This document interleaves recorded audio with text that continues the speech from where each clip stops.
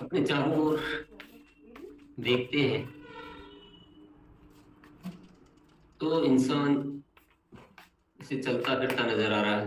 आंखें खुली नजर आ रही है। ये तो बाहर का रूप है उसका, कि वो चलता हुआ नजर आ रहा है, कुछ करता हुआ नजर आ रहा है, कुछ उसकी आंखें खुली नजर आ रही। परंतु उसके कृत्यों को हम जब देखते हैं, ऐसा लगता है कि इंसान जगा हुआ नहीं है, सोया हुआ है। शरीर से जगा हुआ है पर मानसिकता से सोया हुआ इंसान है। जब हम उसके कृत्यों पर ध्यान देते हैं तो आपको चारों ओर जो नजर आएगा, मान लीजिए कोई इंसान अपने जेब से पाउच निकालता है, कुछ गुटखा वगैरह जो भी होते हैं पाउच निकालता है, तोड़ता है, एक टुकड़े को इधर फेंकता है, मुंह में उस सामग्री को डालता है, दूसरे टुकड़े को इधर फेंकता है। यदि आप उससे कहेंगे कि भाई ये गंदगी क्यों कर रहा, पूरे देश में जगह जगह आपने ये गंदगी कर दी, तो बड़ा आश्चर्यचकित होगा और बड़ा आपकी तरफ ऐसे नफरत भरी दृष्टि से देखेगा।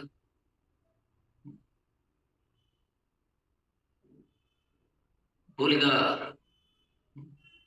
जाओ अपना काम करो, सभी तो कर रहे हैं, करोड़ों लोग फेंक रहे हैं, मेरे अकेले से क्या फर्क पड़ने वाला। अस्पताल में जाएंगे तो वहां पर बहुत सीरियस पेशेंट जिसके प्राण खतरे में है, तो वहां जाएंगे तो अस्पताल वाले पहले आपकी जानकारी लेंगे, फिर बोले लाइन में लग जाइए, फिर थोड़ी देर में कोई आएगा, बोले 10 जांचें करवाइए पहले। आप कह रहे भाई ये जांचें तो होती रहेगी, इसको पहले इमरजेंसी ट्रीटमेंट तो दे दीजिए, ये खत्म हो रहा है, इसको बड़ी परेशानी है। बोले जांचें पहले होगी। आप कहेंगे ये मर जाएगा, तो जवाब क्या मिलेगा? बोले बिना जांच इलाज नहीं कर सकते। उनको इस बात की चिंता है कि पहले बिल कितना बनेगा। उनके लिए बोले यहाँ बहुत आते हैं, दिन भर यही चलता है, किस किस का ऐसे करें। ऐसे ही हम पूरे समाज में चारों तरफ किसी काम से कार्यालय में जाएंगे आप बड़ी परेशानी में हैं, आपके जीवन में संकट है, अधिकारी को बोलेंगे मेरा ये काम कर दीजिए, मैं बहुत परेशानी में हूं। तो बोले समय लगेगा, काम कराना है तो पैसा खर्च करो। बोले मेरे पास पैसा नहीं है, मैं ऑलरेडी संकट में हूँ, मेरा जीवन में बड़ी परेशानी है। उसको आपकी परेशानी से कोई लेना देना नहीं। आप बताइए, दुनिया जगी हुई है या सोई हुई है? चारों तरफ इंसान के जो कृत्य है वो तो इशारा यही कर रहे हैं कि इंसान तो सोया हुआ है, खेती में जहर डाल रहा, बात बात पे लड़ने के लिए तैयार, हर किसी को दुख देने के लिए तैयार।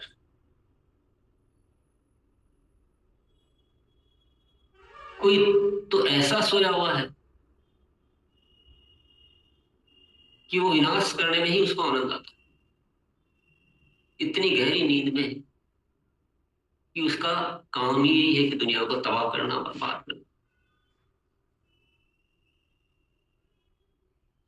कोई कुंभकर्ण की नींद सोया है तो कोई दूसरी नींद सोया हुआ है, पूरा जगत सोया हुआ। आज अच्छे से अच्छे पढ़े लिखे, अच्छे वस्त्र धारण कर रखे हैं, बड़ी गाड़ी ले रखी है, सब कुछ है, लेकिन उससे भी कोई बात करेंगे राष्ट्र हित की, समाज हित की, इंसानियत की, तो वहां भी वह चीज नजर नहीं आएगी कि वो लगे कि ये जगह और। पर क्या पूरी दुनिया सोई हुई है? पूरी दुनिया सोई हुई है या कोई जगह वाली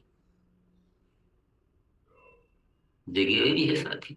ऐसा नहीं है सब सोए हुए हैं। कुछ जगह भी है जो पूरा इंसान होने का निभाते हैं, दिखाते हैं, ऐसा जीवन जीते हैं। और कोई ऐसे भी है जो पूरी दुनिया को जगाने का कार्य करते हैं। पर पूरी दुनिया को जगाने का जो कार्य करते हैं, और जब सोए सोए इंसान को जगाने का प्रयास किया जाता है, तो कुछ ऐसे भी सोए हुए होते हैं जो जगना चाहते ही नहीं। वह जो जगा हुआ है उसको भी सुलाने का प्रयास करते हैं, मतलब कुछ नहीं होने होता, ऐसे ही चलेगी। कल ही मेरे को कोई दोस्त मिला, मैंने कहा थोड़ा सा अपने खान पीन को सही करो भैया, नहीं तो बीमारियां कितनी फैल रही है। शरीर है मंदिर है, भोजन को प्रसाद मान के लो। क्या खाना चाहिए क्या नहीं खाना चाहिए, तो जवाब क्या मिलता है? बोले अच्छा खाने वाले भी बीमार ही होंगे। बोले कुछ नहीं होता है, कोई समझने के लिए तैयार ही नहीं। मैंने बोला भैया तुम्हारी गाड़ी है, कौन सी गाड़ी है? बोले मारुति की गाड़ी है। पेट्रोल से चलती है कि डीजल से? बोले पेट्रोल से चलती है।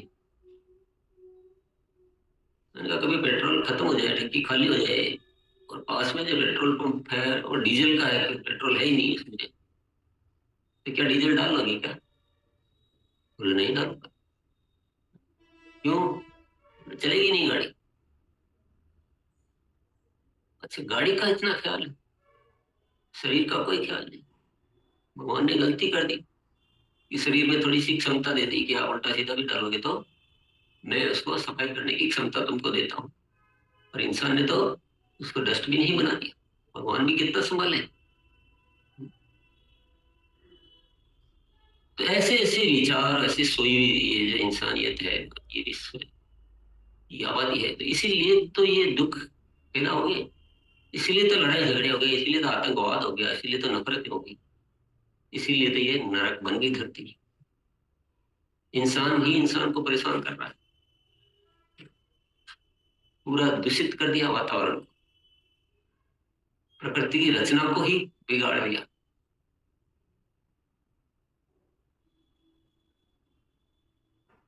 तो अब क्या होना है, क्या करना है? सवाल छोटा सा है कि हम क्या है? हम सोए हुए में से हैं, जगे हुए में से हैं, गहरी नींद सोए हुए हैं, या दूसरों को जगाने वाले हैं? क्या है रोल, क्या है धरती पर? क्या हम दुख पैदा करने वाले हैं या दुख मिटाने वाले? ये अपना रोल, कि आत्मा का जो कल्याण होने वाला है, बस यही मनुष्य का धर्म है, और कोई धर्म नहीं। अगर आप जगे हुए हैं तो थोड़े धार्मिक हैं, और अगर आप जगाने वाले हैं तो आप ईश्वर के दूत हैं। यही सबसे बड़ा धर्म है। बाकी चीजें तो बाहरी है, बाकी चीजें तो बाद की बात है। जो ये सृष्टि है, ये जो धरती है, इस पे सही वातावरण लाना, सही इंसानियत को जगाना, यही सबसे बड़ा धर्म है। इसी में ही जीवन का सार है। यही एक इस धरती पर सबसे बड़ा सत्य है। और एक रहस्य की बात और जान लीजिए, किसी के भी जीवन में जो भी दुख है, उन दुखों को दूर करना है, तो वो दुख ऐसे दूर ना होंगे। बड़ा सरल सा उपाय, आप दूसरों के दुखों को दूर करने में लग जाइए, आपका जीवन सुखों से भर जाए। और आप दूसरों को दुख देकर अपने दुखों को दूर करना चाहेंगे तो वो बढ़ते ही जाएंगे भैया, कम ना होंगे कभी भी। इसलिए सेवा एक प्राप्ति कहलाती है। सेवा देने का कृत्य नहीं है, सेवा पाने का कृत्य है। सेवा में अद्भुत की प्राप्ति है, अनंत की प्राप्ति है। तो हम कभी कभी भगवान को बोलते हैं कि मुझे इतना दुख क्यों मिल रहा है, इतना दुखी क्यों हूं मैं। तो भगवान कहता है कि भैया, तुमको जिस वास्ते भेजा है वो करो, तो तुम्हारे दुख अपने आप मिट जाएंगे। यही जीवन का फलसफा है। दूसरों के दुखों को दूर करने में लग जाओ, सेवा कार्यों में लग जाओ, तुम्हारे जीवन के दुख तो रहेंगे नहीं, तुमको सुखी सुख प्राप्त हो। जो पहले दुख दिए हुए हैं उसका तो घाटा पूरा करना पड़ेगा। पहले ज्यादा दुख दिए हैं तो थोड़ा ज्यादा पुरुषार्थ करना पड़ेगा, परंतु रास्ता एक ही है, और कोई रास्ता नहीं। तो सेवा जो है वह जीवन का एक अभिन्न मंत्र है, सूत्र है। पूरा जीवन हमें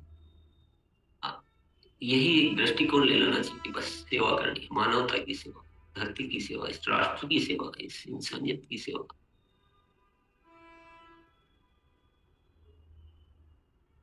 तो बस इतना समझ लीजिए, इतना चेक कर लीजिए। अगर हम सोए हुए रहकर इस जीवन में आनंद की प्राप्ति की अभिलाषा कर रहे हैं तो वह संभव नहीं है। हमें संपूर्ण आनंद चाहिए, हमें उसका सानिध्य चाहिए, उसका मतलब प्रकृति का, ईश्वर का सानिध्य चाहिए। तो हमें वो कार्य करने होंगे जो ईश्वर को पसंद है।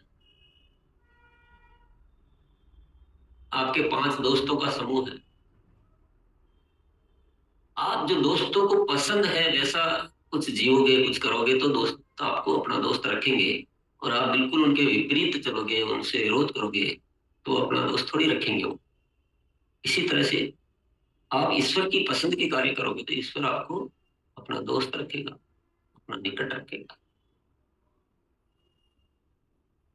क्योंकि हमारा रिश्ता, हमारा नाता तो बहुत नजदीक का ही है, लेकिन हम सो जाते हैं, हम उसके विपरीत कार्य करते हैं, तो हम उसका सानिध्य खो बैठते हैं, उसको पहचान नहीं पाते, उसको जान नहीं पाते। तो मेरे प्यारे साथियों, जग जाइए और जगाने वाले बन जाइए। हमेशा जीवन को ऐसा जिए, ऐसे कृत्य कीजिए, ऐसे भाव कीजिए जो ईश्वर को पसंद आते हैं। वहां नकली नहीं चलता, वहां दिखावा नहीं चलता, वहां सच्चाई चलती है, वहां पवित्रता चलती है, वहां भाव चलते हैं। ईश्वर भावों को पहचानता है। दुनिया पहचाने न पहचाने, पर ईश्वर हमारे भीतरी भावों को पहचानता है।